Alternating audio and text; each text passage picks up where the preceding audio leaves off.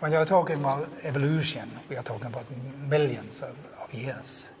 And in this short time here, where we have had the space station, it's nothing compared in an evolutionary time scale. So how can we go around this problem? Well, of course, there are gene modifications. You can change the genes and select genes which is optimal for that kind of system you expect, to avoid the long time frame which evolution normally requires. And we are critical to gene modifications of plants on the Earth, but in space, nobody will get problems with that, I assume. So I think that what we will have in space is not plants like this.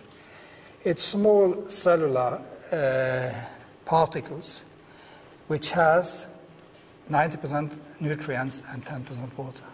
They do not look like plants, perhaps, but they are very effective in using the CO2 provided, in using the light provided, and in the space limitations they experience in the competition with all other parts, brown, green parts called plant, space plants. So it's a completely different world we can expect in space. The good idea for plants in space is to use the available volume, not the area, not the line, but the complete volume, because they need CO2 as much as possible.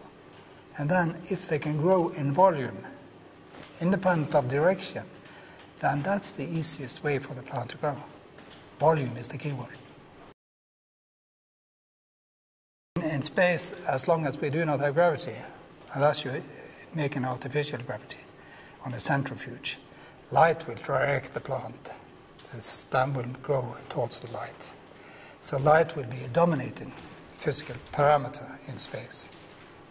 And that means the light condition is the most important thing we have to look into when going with this automatic system into space.